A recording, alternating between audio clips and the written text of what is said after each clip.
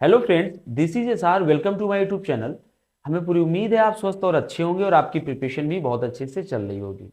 हम लोग अभी सीटेट के प्रीवियस ईयर पेपर्स जो लेटेस्ट हुए थे जनवरी फरवरी 2023 में, उनको डिस्कस करके चल रहे हैं, जिसमें कई सारे क्लास हम आपको प्रोवाइड भी करा चुके हैं। आज का जो क्लास है वो सीडीपी का है, जिसमें 15 क्वेश्चंस हमने लिए हैं। इन 15 क्वेश्चंस में आपको कई सारे नए कॉन्सेप्ट देखने को मिलेंगे, वो कॉन्सेप्ट जो अभी तक सीटेट लगातार अपने एग्जाम्स में पूछता आया है। इनको आपको जब देखोगे तो आपको अपनी आने वाली एग्जाम के लिए एक ओवरव्यू तैयार होगा, एक दिशा मिलेगी कि किस तरह से हमें अपनी तैयारी करनी है। हमने इसको इतनी डिटेल में समझाया है कि इन कॉन्सेप्ट से रिलेटेड अगर कोई दूसरा क्वेश्चन भी पूछा जाता है, दूसरा क्वेश्चन से मेरा मतलब है उससे संबंधित किसी भी डीप स्तर का भी क्वेश्चन पूछा जाता है तो भी आप उसको आराम से कर ले जाएंगे। तो चलिए देखते हैं इन क्वेश्चंस को। पहला क्वेश्चन हमारा है, अनेक स्थितियों में विकास के विभिन्न क्षेत्र, ठीक है, विकास के विभिन्न क्षेत्र मानवीय क्षमताओं की व्याख्या करने में परस्पर प्रतिच्छेद करते हैं, ठीक है, तथा विकास का कौन सा क्षेत्र प्रत्यक्ष रूप से बौद्धिक योग्यताओं जैसे कि समस्या समाधान, प्रॉब्लम सॉल्विंग, समालोचनात्मक चिंतन यानी कि क्रिटिकल थिंकिंग और इसके अलावा तार्किकता की, लॉजिकल रीजनिंग की स्पष्ट चर्चा करता है। चलिए क्वेश्चन पहले समझ लेते हैं। विकास के विभिन्न क्षेत्रों, पहले तो समझिए विकास के विभिन्न क्षेत्र होते क्या है। विकास के कई सारे डोमेन होते हैं। जैसे जब बच्चे का विकास हो रहा होता है तो शारीरिक भी हो रहा होता है, मानसिक भी हो रहा होता है, साथ साथ सामाजिक, भावात्मक, नैतिक, कई सारे उसके विकास के पहलू होते हैं जो आपस में इंटर रिलेटेड होते हैं और उनका अपने अपने समय में विकास हो रहा होता है। कभी कोई चीज ज्यादा हो रही होती तो कभी कोई चीज, लेकिन हो सभी रही होती हैं, बशर्ते एक दूसरे से वो संबंधित भी होती है ना किसी स्तर से एक दूसरे से संबंधित होती है। ये बात आप सभी जानते होंगे, ठीक। तो यहां पर ये पॉइंट क्लियर हो गया कि विकास के विभिन्न क्षेत्र, ठीक है। अब आगे वो कह रहा कि परस्पर प्रतिच्छेद करते हैं। हमने बता दिया कि आपस में इंटर रिलेटेड होते हैं। यह बात आप भी जानते होंगे कि शारीरिक विकास, मानसिक विकास, ये सभी आपस में संबंधित होते हैं और उसी के हिसाब से सामाजिक, चारित्रिक और भावात्मक विकास भी बच्चे का होता है। आगे बात करते हैं, तथा विकास का कौन सा क्षेत्र है जो प्रत्यक्ष रूप से बौद्धिक योग्यताओं, जब बात बौद्धिक योग्यताओं की आती है, मेंटल एबिलिटीज की आती है, तो वहां पर हम बात करते हैं थिंकिंग की, यानी सोचने समझने की क्षमता की बात करते हैं, स्मरण करने की क्षमता की बात करते हैं, तर्क करने की क्षमता की बात करते हैं, विचार विमर्श करने की क्षमता की बात करते हैं, अमूर्त चिंतन की बात करते हैं। ये सभी बातें आती हैं बौद्धिक क्षमता यानी संज्ञानात्मक विकास के अंतर्गत। किसके अंतर्गत आती है? ये संज्ञानात्मक विकास के अंतर्गत आती हैं, कॉग्निटिव डेवलपमेंट के अंतर्गत आती है, ठीक है, जिसे हम मानसिक विकास भी कह सकते हैं। तो वो ये कह रहा है कि ये जितनी भी चीजें हैं ये किससे स्पष्ट रूप से संबंधित होती है। तो चलिए देख लेते हैं। शारीरिक से होंगी नहीं, पहले आप समझिए, सामाजिक होंगी नहीं, गत्यात्मक होगी नहीं, संज्ञानात्मक हमारा आंसर डी हो जाएगा।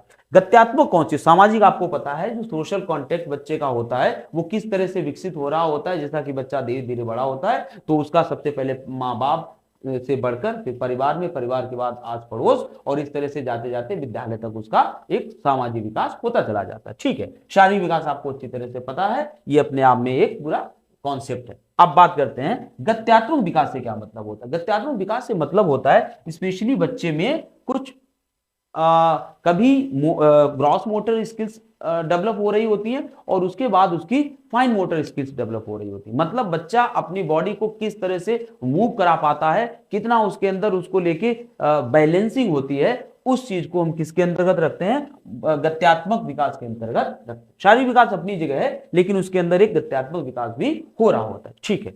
तो ये बातें आपको क्लियर हो गई होंगी। आगे देखते हैं क्वेश्चन नंबर सेकेंड क्वेश्चन है, डेवलपमेंट प्रोसीड्स फ्रॉम, मतलब विकास कहां से कहां की ओर बढ़ता है।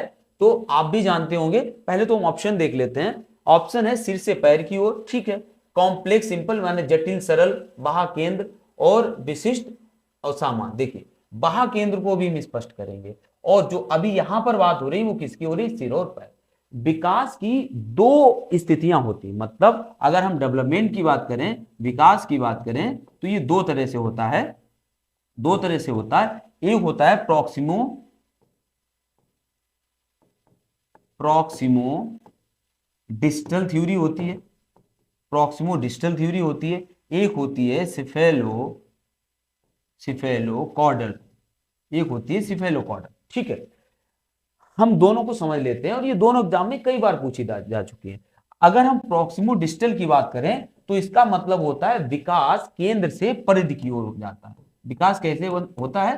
केंद्र से परिधि की ओर होता है। एग्जाम्पल के तौर पर हम समझें, सबसे पहले बच्चे के जो डेवलप होंगे वो एक तरह से, अगर हम हाथों का ही एग्जाम्पल ले लेते हैं तो पहले हाथ डेवलप होते हैं, मतलब फुल आर्म डेवलप होगी, फुल पूरा ये हाथ डेवलप होगा। इसके बाद जब उंगलियों की जो जो उंगलियों का विकास होगा, मतलब उंगलियों से किसी चीज को पकड़ना या स्पेशली उंगलियों का प्रयोग करना, ये उसके बाद में विकसित होता है। तो कहने का मतलब विकास केंद्र से परिधि की ओर चलता है। सबसे पहले आंतरिक चीजें डेवलप होती हैं, इसके बाद बाह्य चीजें डेवलप होती हैं। ठीक है, तो ये चीज आपको क्लियर हो गई होगी। सेकेंड है सिफेलोकॉर्डल। सिफेलोकॉर्डल का मतलब होता है सबसे पहले बच्चा अपने सर और चेहरे यानी फेस को गति देता है, यानी इन चीजों को सबसे पहले हिलाना सीखता है। उसके बाद उसके हाथ पैर, हाथ अपने हिलाता है, और सबसे लास्ट में उसका जो विकास होता है वो पैरों की तरफ जाता है। इसको और थोड़ा सा हम डीप में समझ लेते हैं। बच्चा मस्तिष्क, यानी देखिए जब छोटा भी बच्चा होता है, इवन 2 महीने का भी बच्चा होता है, तब भी वो अगर उसके माँ बाप इधर उधर से गुजरते हैं तो वो अपने सर को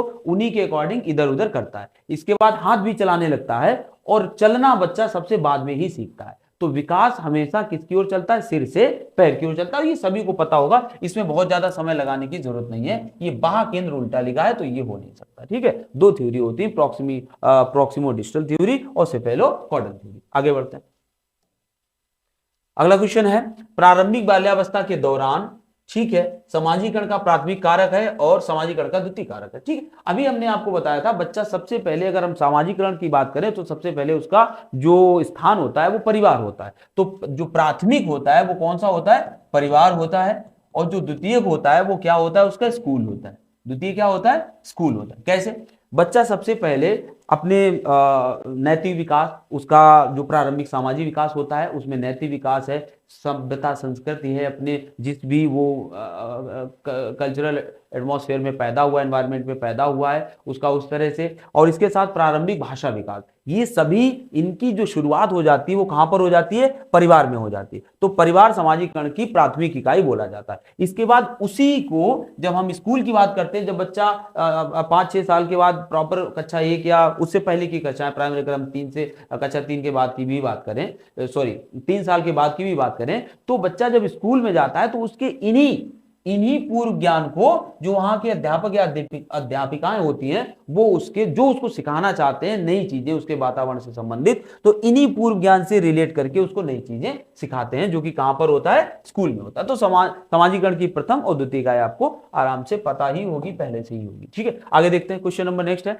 लेव वाइगोस्की के विचारों के अनुसार निम्न में से कौन सा कथन सही है? आपको पता होगा लेव वाइगोस्की ने सोशियो कल्चरल थ्योरी दी है। ठीक है, सामाजिक सांस्कृतिक विकास का सिद्धांत दिया, और बहुत अच्छा सिद्धांत था इसमें। वो इस सिद्धांत, ये तो पूरा सिद्धांत है वैसे, लेकिन जो मेनली इसकी बात यह है कि कोई भी बच्चा होता है वो समाज में रहकर समाज के साथ इंटरेक्शन करके ही सीखता है। और एक बात और उन्होंने कही थी कि सीखने वाला, जब एक समाज में दूसरा बहुत उससे ज्यादा सीखने वाला होता है, उसकी कहीं ना कहीं मदद ले लेकर और खुद भी सीख जाता है। मतलब समाज में 2 तरह के लोग, एक तो ज्यादा सीखे होते हैं जिनको सब कुछ पता होता है जिस क्षेत्र में, वो उसकी मदद करते हैं और धीरे धीरे बच्चा भी उन्हीं के साथ इंटरेक्शन करके आपस में और सीख जाता है। ठीक है, ये एक अपनी आप थ्योरी हो गई जिसमें इसके फोल्डिंग टाइप के उन्होंने शब्द दिए हैं, वो बात की बात होगी। यहां पर हम बात करते हैं लेव वाइगोस्की के विचारों के अनुसार निम्न में से कौन सा कथन सही है? क्या होगा इसमें? सामाजिक पृथक्करण अधिगम में योगदान देता है, मतलब सोशल आइसोलेशन। सामाजिक पृथक्करण मतलब समाज से दूर रह के और आप विकास कैसे कर सकते हैं? क्योंकि उनकी थ्योरी ही कहती है कि समाज के साथ रह के हमें सीखना है, तो ये ऑप्शन गलत हो जाएगा। सेकेंड है, बच्चे दूसरों के सहयोग के बिना सर्वाधिक अच्छी तरह से सीखते हैं। जब यहां पर बात ही सहयोग की हो रही है कि बच्चा कहीं ना कहीं मदद लेगा तब सबसे ज्यादा अच्छे तरीके से सीख सकता है, तो बिना मदद के इतना पॉसिबल है नहीं। तो थर्ड है, संकेत और मदद अधिगम की गति में अवरोध पैदा करते हैं। अगर आपको कोई चीज सीख रहे हो और ज्यादा सीखा हुआ आपको मदद कर रहा है, तो आपको अवरोध कहां से हो जाएगा? आपकी तो उसमें हेल्प हो जाएगी। सांस्कृतिक उपकरण अधिगम की प्रक्रिया में योगदान देते हैं। जो भी आपके कल्चरल टूल्स होते हैं सोसाइटी में, वो आपकी सीखने की प्रक्रिया में क्या करते हैं? गति देते हैं, मदद करते हैं। यही ऑप्शन हमारा इसका सही हो जाएगा। क्वेश्चन नंबर नेक्स्ट देखिए। क्वेश्चन नंबर अगला है, लेव वाइगोस्की के अनुसार शिक्षण अधिगम की निम्न में से कौन सी विधि अधिगम को समुन्नत करती? समुन्नत मतलब प्रमोट करती। क्या है? इन अकॉर्डेंस विद लेव Vygotsky which of the following method teaching learning promotes learning? कौन सा ऐसा है जो लर्निंग को प्रमोट करता है, मतलब सीखने को आगे बढ़ाता है। वाइगोस्की सर के अनुसार कौन सी ऐसी अवधारणा है? तो निष्क्रिय अनुकरण। क्या अगर हम पैसिव इमिटेशन करें किसी का? निष्क्रिय अनुकरण का मतलब होता है जब आप एक्टिव रूप से पार्टिसिपेशन ना करें, कोई भी अगर क्रिया चल रही है सीखने सिखाने की, तो सीखने वाला एक्टिव रूप से उसमें पार्टिसिपेट ना करे। आप खुद ही बताइए, जब सीखने वाला ही एक्टिव नहीं है तो वो कैसे सीख सकता है किसी भी अच्छी चीज को? और फिलहाल वाइगोस्की सर में तो ऐसा बिल्कुल भी नहीं है।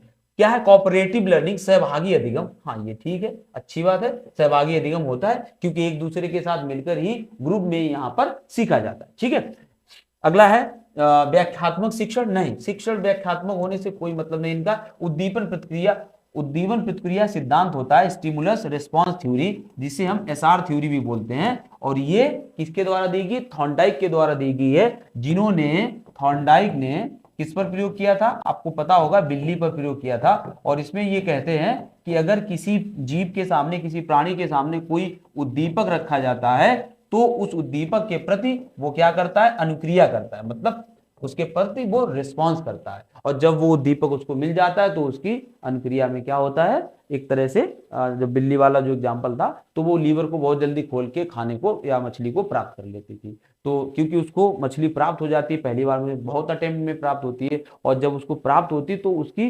जो प्रयास थे, प्रयासों की संख्या कम होती चली जाती। कहने का मतलब है एक अच्छा स्टिमुलस किसी को दिया जाए तो वो सीख सकता है, ये कहते हैं व्यवहारवादी थॉर्नडाइक। ठीक है, चलिए आगे बात करते हैं। थॉर्नडाइक का अपने आप में बहुत बड़ा योगदान है शिक्षा के क्षेत्र में। चलिए आगे देखते हैं, बाल केंद्रित शिक्षा किसकी अनुशंसा करती है? अगर हम चाइल्ड सेंटर्ड एजुकेशन की बात करें तो वो क्या कहती है, उस मतलब क्या कहना चाहती है बाल केंद्रित शिक्षा? आप सभी जानते होंगे, ऐसा कोई नहीं होगा जो इसकी प्रिपरेशन कर रहा हो, बीएड या बीटीसी करके आया हो और उसको चाइल्ड सेंटर्ड एजुकेशन ना पता हो। क्योंकि जब हम बच्चे को केंद्र मानकर शिक्षा का ढांचा तैयार करते हैं, किस तरह की हमें शिक्षण विधियां अपनानी है, वो हम बच्चे की रुचियों अभिरुचियों, उसकी मानसिक स्थिति को देखकर तैयार करते हैं, तो वहां पर हमें किस तरह की शिक्षण विधियां अपनानी है, क्या बच्चे को देना है, बच्चे की जरूरतों के हिसाब से होना चाहिए। और एक बच्चे की व्यक्तिगत भिन्नताओं के आधार पर हम पूरी संरचना तैयार करते हैं पढ़ने पढ़ाने सीखने सिखाने की। तो उस तरह के जो एटमॉस्फेयर होता है उसको बाल केंद्रित शिक्षा बोला जाता है। एक्चुअल में ये किस तरह का होता है? एक लोकतांत्रिक वातावरण होता है जहां बच्चे को पूरी स्वतंत्रता होती है अपने तरह से व्यवहार करने की और पार्टिसिपेट करने की। ठीक है, तो ये क्या अनुशंसा करता है? मानकीकृत पाठचर्या। मानकीकृत पाठचर्या क्या हो जाएगा? जब एक आप स्टैंडर्ड बना दो, किसी चीज का स्टैंडर्ड बना दो, जैसे बहुत सारी एग्जाम्स होती है जहां पर एक स्टैंडर्ड है कि भाई इस एग्जाम में चाहे जितने लोग बैठे, लेकिन अगर 60% सभी जो करेगा वही पास होगा। तो ये कैसी होगी? स्टैंडर्डाइज हो गई, मतलब मानकीकृत हो गई। आपने मानक बना दिया है सबके लिए समान। और आप सभी जानते हैं व्यक्ति भिन्नता में सबके लिए आप समान मानक अगर निर्धारित करेंगे तो कहीं ना कहीं आप उनके जो बहुआयाम है, उनके अंदर बहुआयामी बौद्धिक भिन्नताएं हैं या बच्चे की अपनी अपनी जो योग्यताएं हैं उनको आप नजरअंदाज कर रहे होंगे। ठीक है, तो मानकीकृत पाठचर्या आप नहीं बना सकते, सबके लिए एक पाठचर्या नहीं बना सकते हो। ठीक है, क्योंकि यहां पर बहुत सारे लोग शामिल होते हैं, इंक्लूसिव एजुकेशन का जमाना है। आगे देखते हैं, use of rewards and punishment. पुरस्कार और दंड का इस्तेमाल बिल्कुल भी नहीं कर सकते। दंड का इस्तेमाल किसी भी स्थिति में आप कर ही नहीं सकते हो, नॉट इन एनी केस। ठीक है, आगे देखते हैं, व्यक्ति भिन्नताओं पर ध्यान देना। बिल्कुल सही है, अगर आप इंडिविजुअल डिफरेंसेस पे ध्यान देते हो, फोकस करते हो, तो एक आप ऐसी संरचना तैयार करोगे जो कि वास्तव में बच्चों के लिए उपयोगी होगी।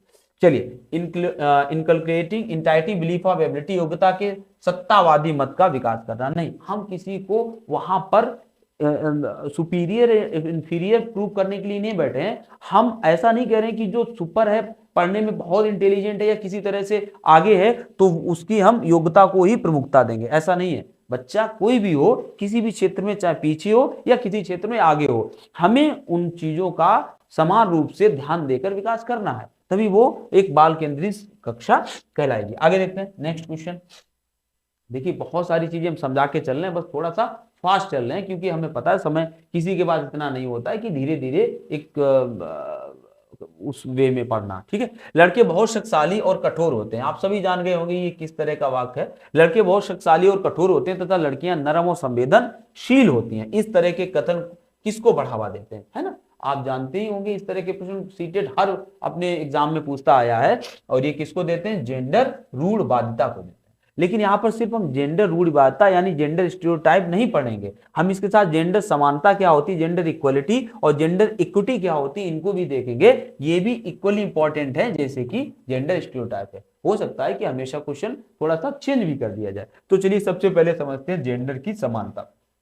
जेंडर की समानता, आप जैसा शब्द से ही लग रहा है कि जब आप किसी भी जेंडर को आप विभेद ना करो और सभी को समान अवसर प्रोवाइड कराओ, कुछ भी किसी भी क्षेत्र में अगर कोई अपॉर्चुनिटी आती है तो उस अपॉर्चुनिटी में आप सबको समान रूप से अवसर प्रोवाइड कराओ, समान रूप से सपोर्ट करो किसी का। तो इस तरह की अवधारणा को क्या कहते हैं, जेंडर समानता कहते हैं। और जेंडर समता क्या होती है, थोड़ा सा हम इसको एग्जाम्पल के थ्रू समझाना चाहेंगे। आप पहले जेंडर समानता को देख लीजिए।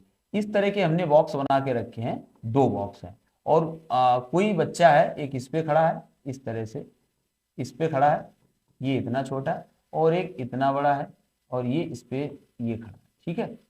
अब आर्ट तो मेरी अच्छी है नहीं, हमने दोनों को समान अवसर दिया और ये एक बॉल है, यहाँ से इतनी ऊंचाई पर है, एक दीवार बनी है और उस तरफ देखना चाहते हैं, तो ऑब्वियसली कौन सा बच्चा देख लेगा, ये वाला बच्चा देख लेगा, है ना, क्योंकि ये लंबा है। लेकिन हमने दोनों को समान जो सुविधाएं हैं वो समान प्रोवाइड कराई, है ना।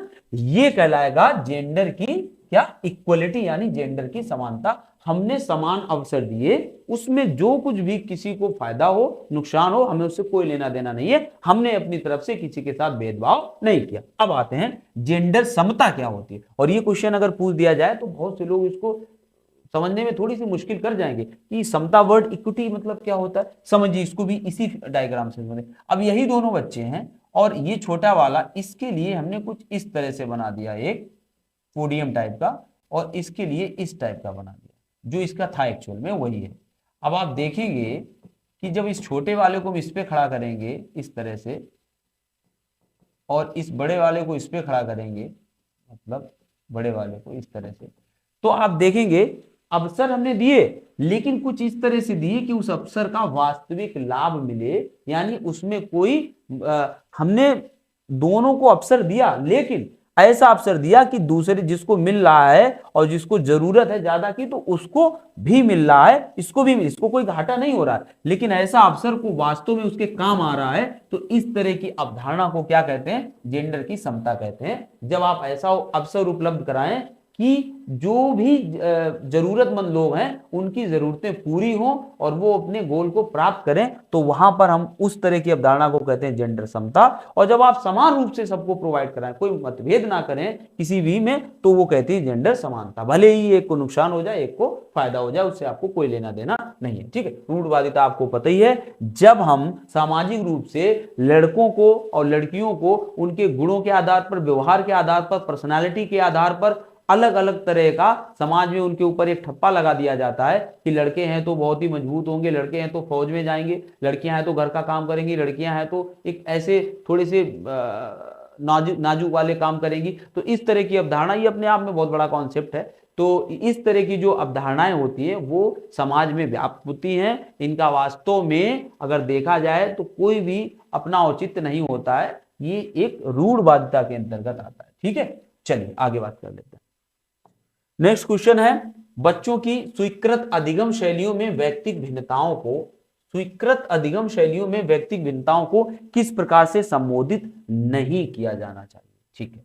चलिए देखते हैं। मतलब हम ये कहना चाहते हैं कि individual differences in preferred learning style of children should not be addressed by, देखते हैं क्या, उन्हें बहुबुद्धि तरीकों से जानकारियां प्रस्तुत करके, मतलब उन्हें बहुबुद्धि बहुविधि है, बहुबुद्धि नहीं है, उन्हें बहुविध तरीकों से जानकारियां प्रस्तुत करके। अगर हम बच्चों को, इसकी इंग्लिश देख लीजिए और सिंपल लगेगी, presenting information to them in multiple ways. अगर हम बच्चों को, क्योंकि कौन से बच्चे व्यक्तिगत भिन्नता वाले हैं, इंडिविजुअल डिफरेंसेस वाले हैं, अगर इस तरह के बच्चों को हम बहुत सारे तरह से, मल्टीपल वेज मतलब बहुत सारे तरह से जानकारी को डिलीवर करते हैं, तो आप बताइए ये बात सही होगी कि गलत होगी? बिल्कुल सही होगी, क्योंकि जानकारी को आप जब ज्यादा वे से डिलीवर करोगे तो कहीं ना कहीं वो हर बच्चे को लाभ कर ही जाएगी। और आप एक ही वे में दोगे तो उसके कुछ ही बच्चे होंगे जो उसका फायदा उठा पाएंगे, बहुत से बच्चे होंगे जो उस चीज को नहीं समझ पाएंगे। लेकिन जब आप भिन्न भिन्न तरह से देते हैं तो सबको समझने में आसानी होगी। सेकेंड ऑप्शन कह रहा है giving them chances to act on information in multiple veg.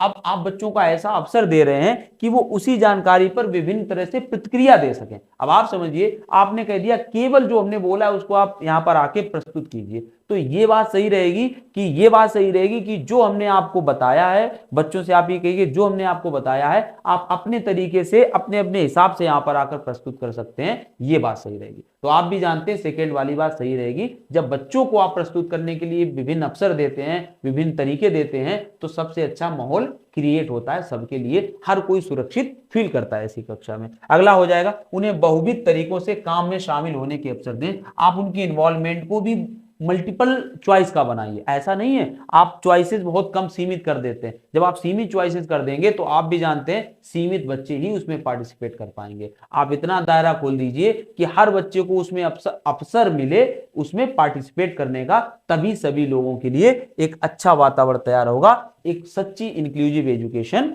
की अवधारणा प्रस्तुत होगी। अगला हो जाएगा उनका बहुविध तरीकों से नामीकरण। देखिए ये लेबलिंग, नामीकरण और पृथकीकरण करके आप समझते होंगे क्या हो, लेबलिंग एंड सेग्रीगेटिंग। आप उनको अलग कर रहे हो, लेबल कर रहे हो। आप बच्चों को लेबल करने का मतलब होता है ठप्पा लगाना। आपने एक तरह से ग्रेडिंग कर दी बच्चों में, आपने एक तरह के अलग कर दिए, एक तरह के अलग कर दिए। तो लेबलिंग करना बच्चों में, ग्रेडिंग करना, ये किसी भी हिसाब से सही नहीं होता है। इंक्लूसिव एजुकेशन आप जानते हैं, सब पढ़ के आए होंगे, सबको पता है प्रत्येक बच्चे को समान अवसर दिए जाने चाहिए, और वो भी उसी अध्यापक द्वारा। ऐसा नहीं है कि बच्चे में अगर कोई भी बहुत ज्यादा व्यक्ति भिन्नताएं हैं तो उसके लिए आप अलग अलग अध्यापकों की व्यवस्था करेंगे। सेम टीचर द्वारा सेम एनवायरनमेंट में वही क्रिएट करे कि उसको बच्चे के अकॉर्डिंग एनवायरनमेंट को कैसे बनाना है। ठीक है, तो यही हमारा ऑप्शन कैसा हो जाएगा, नहीं है। ठीक है, चलिए अगला देखते हैं। नेक्स्ट क्वेश्चन है, आकलन करने का मुख्य कारण क्या है। आकलन करने का मुख्य कारण क्या है, आप सभी जानते हैं असेसमेंट किस लिए किया जाता है ना। असेसमेंट करने का मेन रीजन होता है कि हम बच्चा जो भी कुछ हम सिखाना चाह रहे हैं उसको सीख रहा है, लेकिन क्या उस सीखने में कुछ उसकी कमियां छूट रही हैं, या कमियां छूट रही हैं तो उसका रीजन क्या, ऐसा तो नहीं कि जो तरीका हम प्रयोग कर रहे हैं बच्चों को सिखाने का उस तरीका में ही कहीं ना कहीं कमी हो। तो अगर मुख्यतः देखें, बच्चे का आकलन करना इवन खुद का आकलन करना भी होता है। हम एक ऐसी फीडबैक तैयार करते हैं जिसमें बच्चे को तो फायदा मिलता ही है, साथ साथ टीचर को भी बहुत ज्यादा गाइडेंस मिलता है अपनी आगे की रणनीति बनाने के लिए। वो एक बच्चे का उपचारात्मक शिक्षण कर सकता है, रिमेडियल टीचिंग कर सकता है। तो इस तरह की अवधारणा को हम क्या कह सकते हैं, आकलन। चलिए देखते हैं यहाँ पर क्या कहना चाहता है। आकलन करने का मुख्य कारण क्या है, विद्यार्थियों में परीक्षा के प्रति भय पैदा करना। किसी भी तरह से क्या ये हो सकता है, डर पैदा करना, भय पैदा करना। तो इस तरह के ऑप्शन आपको भी लग रहे होंगे, कुछ भी हमें इसमें डिस्कस करने की जरूरत है नहीं, हो ही नहीं सकते। ठीक है, बाकी देखते हैं। अधिगम को अनुकूलतम बनाने के लिए विद्यार्थियों की खूबियों और चुनौतियों की पहचान करना, ये ठीक है। खूबियों और चुनौतियों की पहचान करना, हम ये भी पता कर रहे हैं कि बच्चे हमारा किस फील्ड में अच्छा कर रहे हैं, या किस चीज में अच्छा कर रहे हैं, बेहतर कर रहे हैं, और किस चीज में वो पिछड़ रहे हैं, चैलेंजेस कहां फेस कर रहे हैं, इनका हम पता लगाते हैं, उसके अकॉर्डिंग अपनी आगे की रणनीति को बनाते हैं। बिल्कुल सही है। आगे बात करते हैं, विद्यार्थियों के निष्पादन के अनुसार उन्हें आगे की कक्षा में प्रमोट करने। देखिए आप भी जानते होंगे कक्षा में प्रमोट करने का कोई औचित्य नहीं। आप कभी भी ऑप्शन को जब देखा करिए तो एक अपनी ही, आपने ना एनसीए पढ़ा हो, ना आपने एनईपी पढ़ा हो, कुछ भी ना पढ़ा हो, आप अपना जो खुद का एक साइकोलॉजिकल थिंकिंग है उसको आप लगाया कीजिए। क्या ये चीज सही हो सकती है कि प्रमोट करने के लिए, हम प्रमोट करने के लिए आकलन कर रहे हैं केवल? तो आप देखोगे कि ऐसा होना तो नहीं चाहिए। हो तो रहा है बहुत सारी जगह पर, लेकिन वास्तव में क्या ऐसा होना चाहिए? नहीं। आकलन इसलिए होना चाहिए कि वास्तव में जो भी गतिविधि चल रही है वो किस स्तर की चल रही है, ठीक है, उसमें क्या सुधार किया जा सकता है। विद्यार्थियों को श्रेणी देना, हमने पहले कहा ग्रेडिंग देना, लेबलिंग करना, इस तरह की कुछ भी गतिविधि आप करते हो तो वो निगेटिविटी में जाती है, आप नहीं कर सकते हो। छात्रों में बंटवारा बुद्धि के अकॉर्डिंग नहीं कर सकते हो, ठीक है। आप अपने विद्यार्थियों में समालोचनात्मक चिंतन, है ना, क्रिटिकल थिंकिंग को समुन्नत यानी प्रमोट करना चाहते हैं। ऐसा करने के लिए आप निम्न में से किन कौशलों का संवर्धन करना चाहेंगे? बहुत ज्यादा कड़ी हिंदी है, जरा इसकी इंग्लिश भी देख लेते हैं। You want to promote critical thinking among your student, to do so which of the following skills should you enhance? ठीक है ना, क्रिटिकल थिंकिंग अगर आपको अपने बच्चे में डेवलप करनी है तो कौन सी आपको स्किल को डेवलप करना चाहिए? समझ में आ गया होगा क्वेश्चन। अभिसारी चिंतन, पहले तो हम इसको बताएंगे कि होता क्या है। चिंतन कैसा, स्वचिंतन या प्रतिबिंबन, चलिए इसको भी क्लियर करेंगे। कंठस्थीकरण, रोड लर्निंग, इसको भी आप जानते हैं। निष्क्रिय अनुकरण, चलिए बात कर लेते हैं नीचे से। निष्क्रिय अनुकरण क्या होता है, जब ऐसा अनुकरण करो पैसिव इमिटेशन क्या होता है, ऐसा अनुकरण जिसमें अनुकरण करने वाला बिल्कुल इनएक्टिव है, वो पार्टिसिपेशन नहीं कर रहा है। और अनुकरण आप देखोगे तो अनुकरण कहां से भी निकलता है, लेव वाइगोस्की के सिद्धांत से भी निकलता है कि सॉरी ये निकलता है बंडूरा के सामाजिक अधिगम सिद्धांत से। कहां से, बंडूरा के सामाजिक अधिगम सिद्धांत से वो अनुकरण द्वारा सीखा जाता है। चलिए हम बात करते हैं, अगर वो निष्क्रिय हो, पैसिव हो, एक्टिव रूप में ना हो, तो क्या वो सही हो सकता है, बिल्कुल सही नहीं हो सकता है। पार्टिसिपेशन ऐसा हो या किसी का ऑब्जर्वेशन ऐसा हो जहां पर आप क्रियात्मक रूप से सीख रहे हो, तो वही अच्छा हो सकता है, यानी ये ऑप्शन नहीं होगा। कंठस्थीकरण, रोड लर्निंग किसी भी मायने में सही हो ही नहीं सकती है। आपसे कहीं से भी कुछ भी घुमा फिरा के पूछा जाए, लेकिन आप किसी भी ऑप्शन में रोड लर्निंग अगर आ जाती है, क्योंकि रट्टा मार प्रणाली बहुत दूर दूर तक हमारी शिक्षा व्यवस्था में कहीं एग्जिस्ट नहीं करती है, तो रोड लर्निंग तो होगी ही नहीं। अभिसारी चिंतन क्या होता है, देखिए एक होता है अपसारी चिंतन, क्या होता है, एक होता है अपसारी चिंतन। अपसारी चिंतन क्या होता है, अपसारी चिंतन क्या होता है, जब कोई भी व्यक्ति या इवन हम बच्चे की भी बात करें, जब बच्चा सोचने के बहुखंडों की बहुआयामों को देखता है, फिर से नॉर्मल शब्द में इनको समझिए, जब बच्चा एक पहलू पर कई तरह से सोच सकता है, अपने खुद के रीजनिंग पावर को लगा के, अपनी सोचने समझने की क्षमता का यूज करके उसको बहुत सारे डायरेक्शन में सोच सकता है, उसके ऊपर अपने विचार रख सकता है, तो ऐसी जो थिंकिंग होती है उसको अपसारी चिंतन कहते हैं।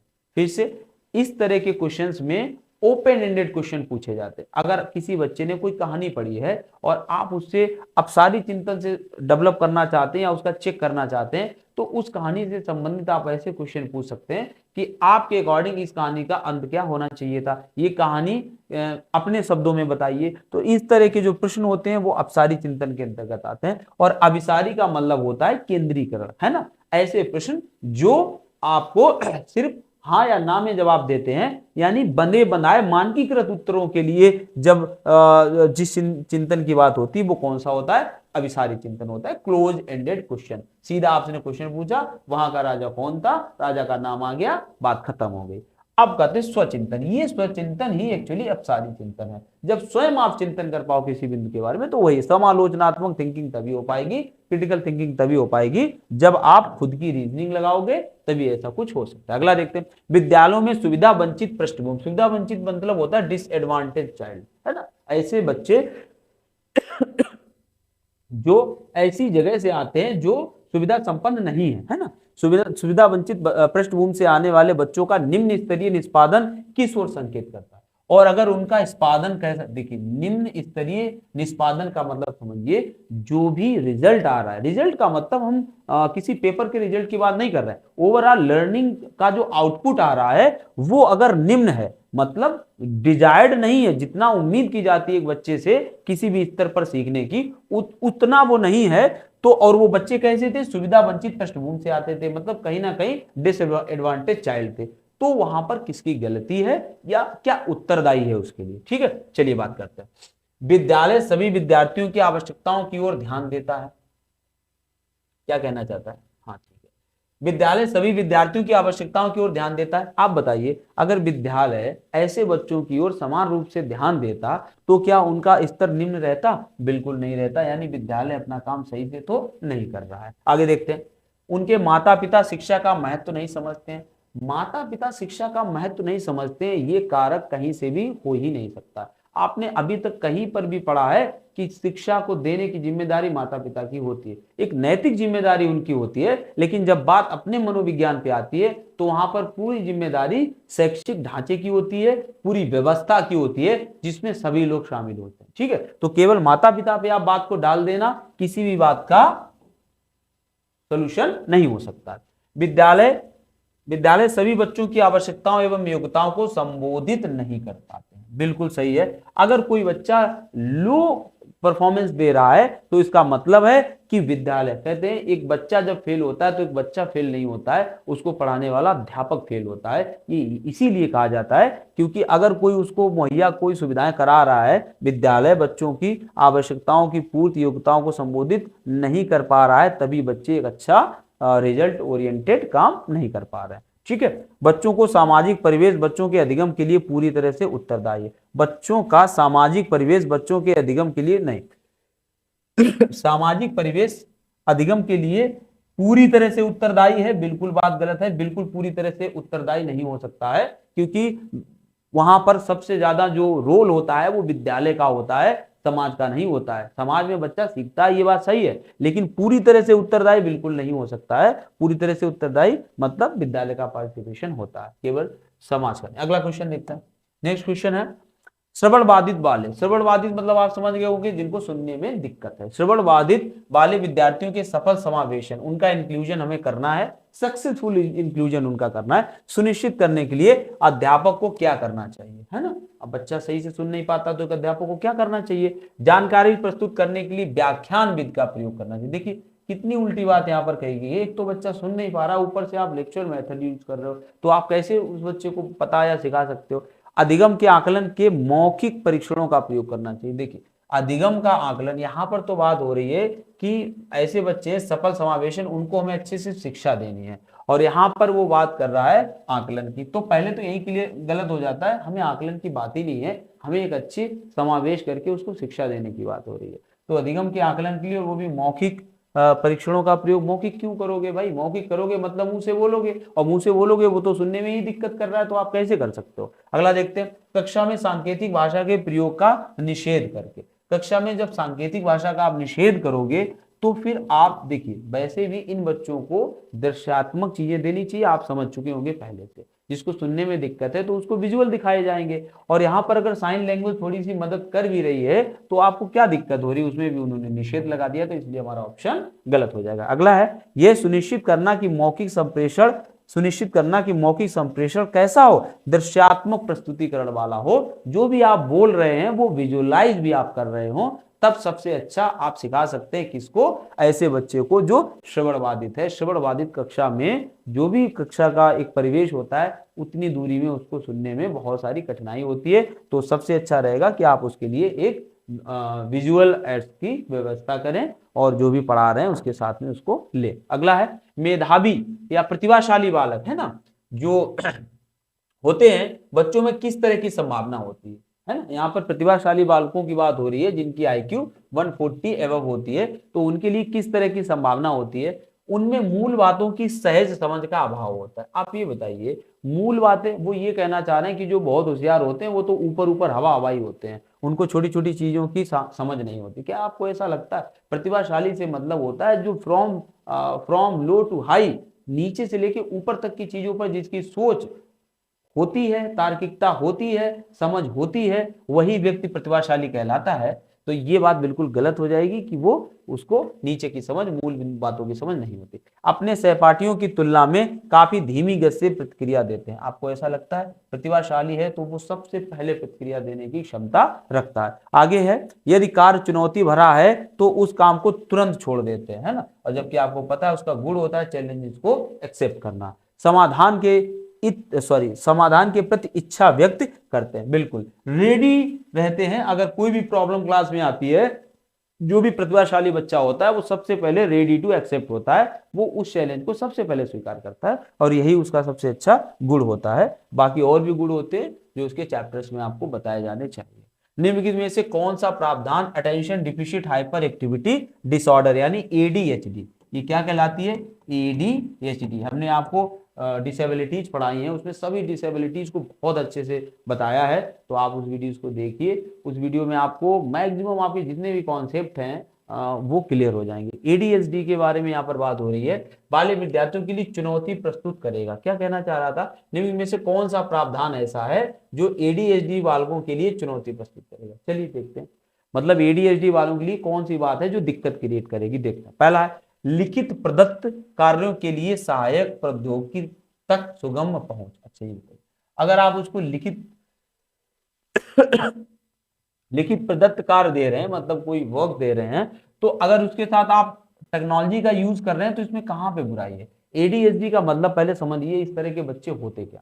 एडीएचडी का मतलब होता है, और अपने नाम में ही वो बता रहा है कि अटेंशन डिफिशिट, उसमें ध्यान की कमी होती है। Attention deficit hyper activity disorder मतलब, और वो कहते हैं ना बच्चा होता है क्लास में, बहुत सारे ऐसे बच्चे रहते हैं आपको देखने से लग जाता होगा कि ये बच्चा हमारी बात पे ध्यान नहीं दे रहा, और कुछ बच्चे आपको और उसमें ऐसे भी लगेंगे कि एकदम से बोल पड़ेंगे, मतलब हाइपर एक्टिविटी रहेंगे, वो बिना सोचे बोल देते हैं, उनको वो तार्किकता पे खड़े ना उतर के सीधा आंसर कर देते हैं। तो इस तरह के बच्चे जो अब ध्यान में रहते हैं, मतलब ध्यान नहीं देते हैं बच्चे, और बहुत जल्दी आंसर, मतलब समझ में कुछ नहीं है आंसर बोल दिया, तो इस तरह के बच्चों को क्या होता है, एडीएचडी की समस्याएं होती हैं। ये बहुत ज्यादा समय तक अगर लेक्चर चल रहा है, कोई बात पढ़ाई जा रही है, तो उस पर ध्यान भी केंद्रित नहीं कर पाते हैं, और इनको ये प्रॉब्लम रहती है। आगे बात करते हैं, लिखित प्रदत्त कार्यों के लिए सहायक प्रौद्योगिकी का एक सुगम पहुंच। अगर आपको जिनको वर्क करा रहे हैं, रिटन वर्क करा रहे हैं, तो अगर आप उसमें टेक्नोलॉजी का यूज करेंगे, प्रौद्योगिकी का यूज करेंगे, तो उनका ठहराव बढ़ेगा, उनका मन वहां पर लगेगा, समय व्यतीत होगा उनका।